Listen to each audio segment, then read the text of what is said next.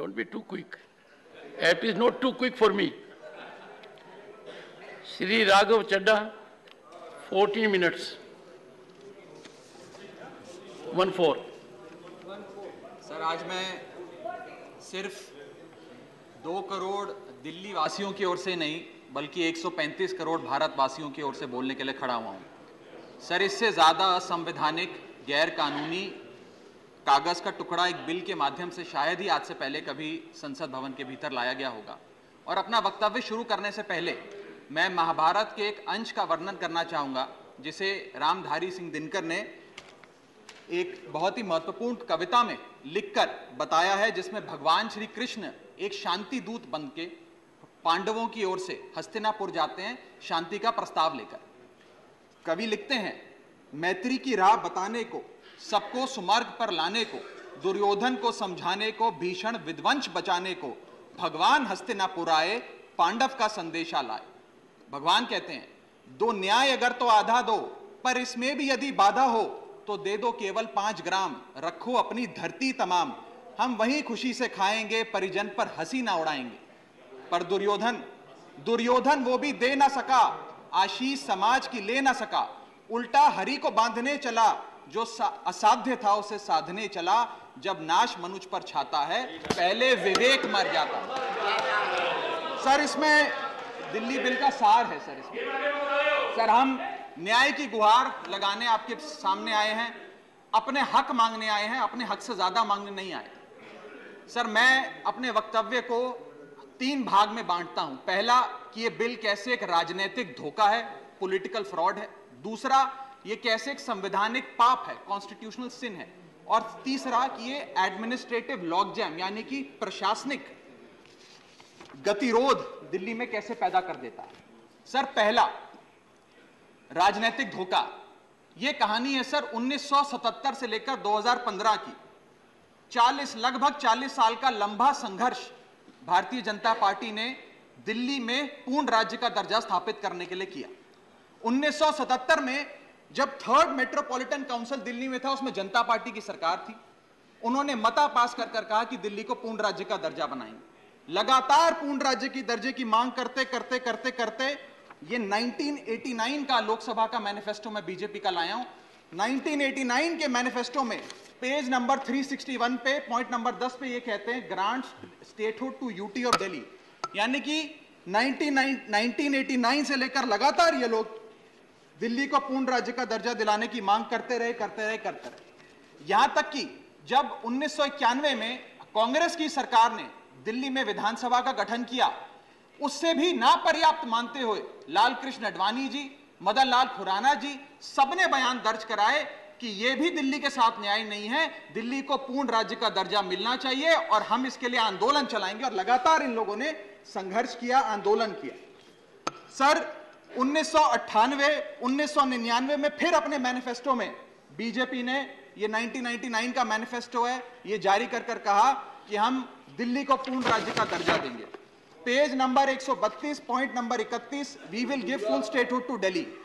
Sir, इन लोगों ने बड़ा आंदोलन चलाया, संघर्ष किया, सड़कों पे लाठियां खाई, न जाने क्या क्या किया दिल्ली को पूर्ण राज्य का दर्जा दिलाने के लिए। और अंततः वो दिन आया जिस दिन वाजपेयी सरकार और वाजपेयी सरकार के उप प्रधानमंत्री आदरणीय लाल कृष्ण आडवाणी जी इस सदन के भीतर एक बिल लाए, द कॉन्स्टिट्यूशनल अमेंडमेंट बिल 2003, जो दिल्ली को पूर्ण राज्य का दर्जा देता है।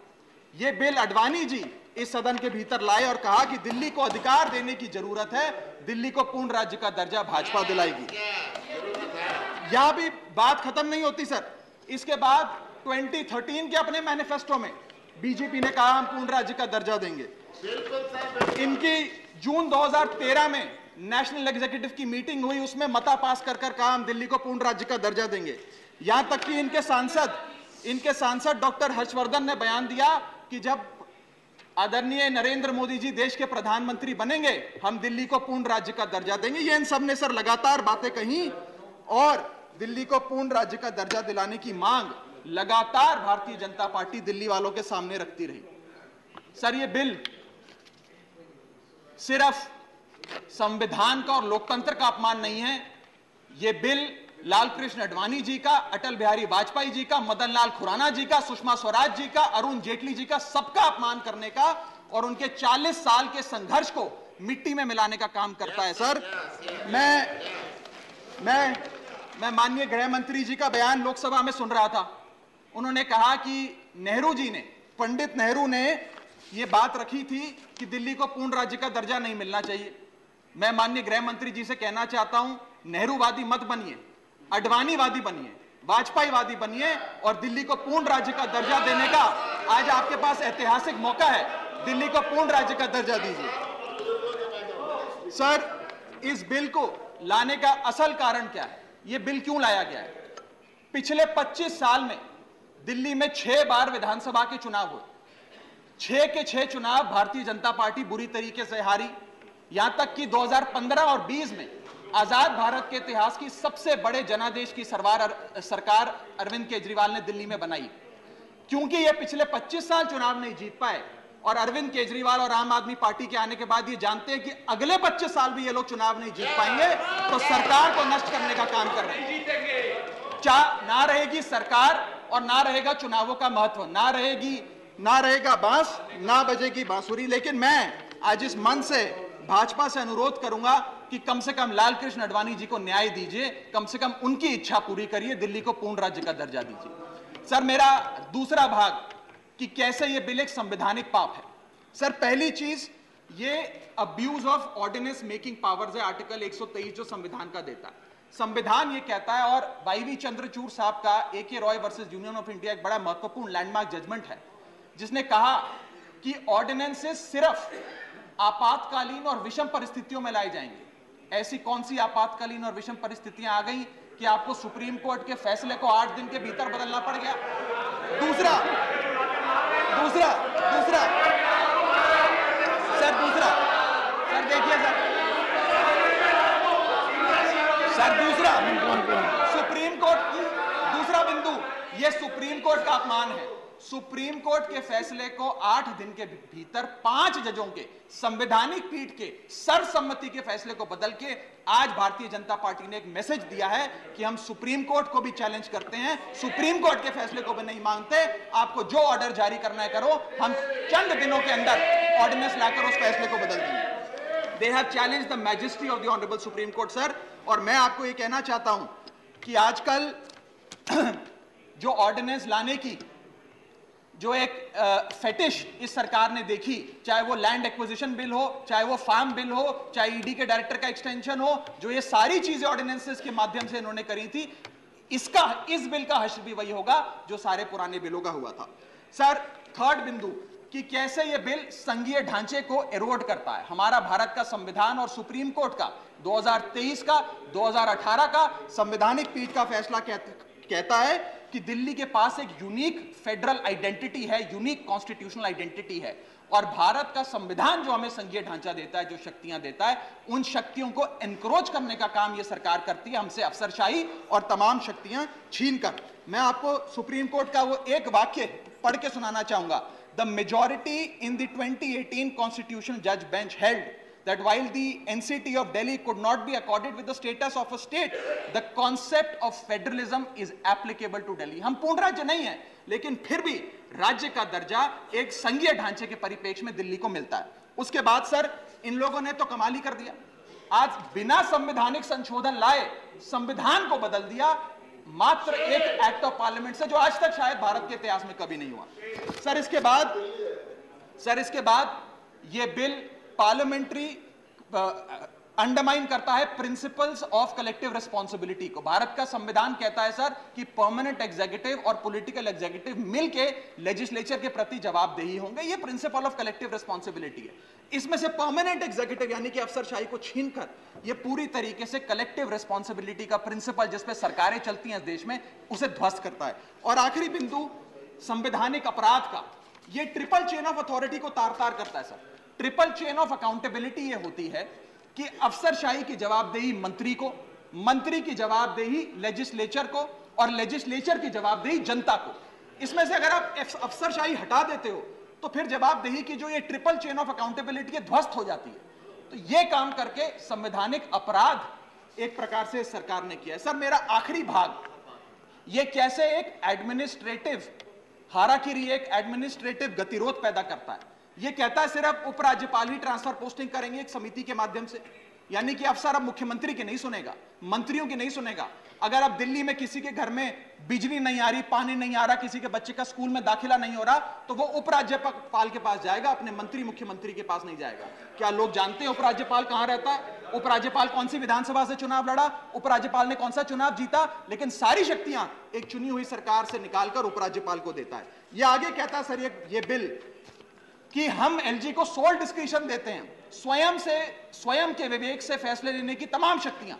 आज तक उपराज्यपाल और गवर्नर काउंसिल ऑफ मिनिस्टर्स की एड एंड एडवाइस से बाध्य थे, लेकिन यह बिल उपराज्यपाल को सुपरसीडिंग पावर देता है।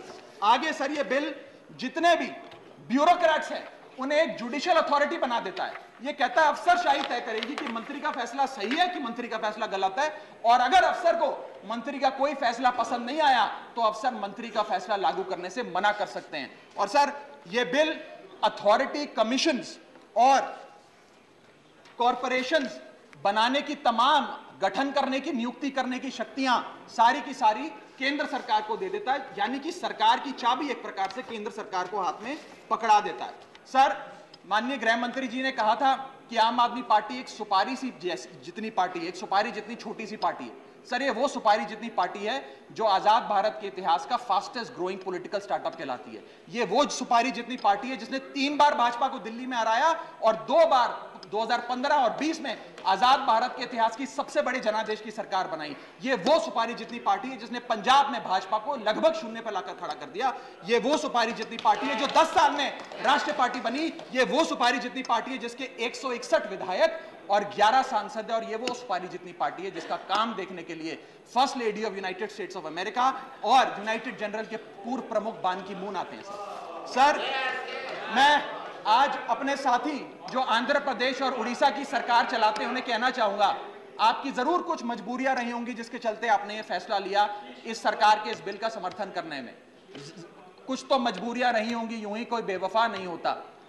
लेकिन मैं आपको कहना चाहता हूं कि आग जब लगेगी तो बहुत दूर तक जाएगी। राहत इंदौरी साहब का एक बड़ा महत्वपूर्ण शेर है, अगर खिलाफ है होने दो, जान थोड़ी है, ये सब धुआं है, आसमान थोड़ी है, लगेगी आग तो आएंगे कई घर जद में, यहां सिर्फ हमारा मकान थोड़ी है। लेकिन जब आपके घर में आग लगेगी आम आदमी पार्टी आपके साथ खड़ी होगी, मैं आपको विश्वास दिलाता हूं। और सर, मैंने अपनी बात शुरू करी थी महाभारत के एक अंश से, मैं समाप्त भी महाभारत के एक अंश से करूंगा। सर, बीच कुरुक्षेत्र के मैदान में जब युद्ध प्रारंभ होने वाला था तो युधिष्ठिर ने शंखनाद करने से पहले एक घोषणा करी और कहा कि यह धर्म की लड़ाई है। मेरी सेना में खड़े मेरे पीछे जितने योद्धा हैं, अगर उन्हें लगता है कि धर्म मेरे साथ नहीं कौरवों के साथ है तो मेरी सेना छोड़कर सामने वाली मेरे दुश्मन की सेना में जाकर खड़े हो जाएं, उनकी ओर से युद्ध करें। और अगर कौरव सेना में कोई योद्धा है जिसे लगता है कि धर्म युधिष्ठिर के साथ है, पांडवों के साथ है, तो आप कौरवों की सेना छोड़कर मेरी सेना में आइए, मैं बाहें फैलाकर आपका स्वागत करूंगा। उस समय कौरवों का एक भाई युयुत्सु कौरव सेना छोड़कर पांडवों की ओर आया और पांडवों की ओर से युद्ध लड़ा। मैं उसी बात का जिक्र करते हुए आज इस सदन में बैठे तमाम सांसदों को कहना चाहता हूं, राज्यसभा काउंसिल ऑफ स्टेट्स है, हम लोग काउंसिल ऑफ स्टेट्स है, जहां ज्यादा जिम्मेदारी बनती है राज्यों के हकों की, अधिकारों की रक्षा करने की। मैं मांग करता हूं, आज आप लोग पार्टी लाइन से ऊपर उठकर, विचारधारा से ऊपर उठकर संविधान को बचाने के लिए, लोकतंत्र को बचाने के लिए इस बिल को हराइए। आज ये इतना असंवैधानिक और गैर कानूनी बिल अगर ये सफल हो गया तो हो सकता है आज के बाद आने वाले समय में ये लोग देश में चुनाव ही ना कराएं, चुनावी प्रक्रिया को खत्म करने से। बहुत बहुत शुक्रिया। Doctor Sasmit Patra, Thank you. 12 minutes. Honorable Chairman, sir.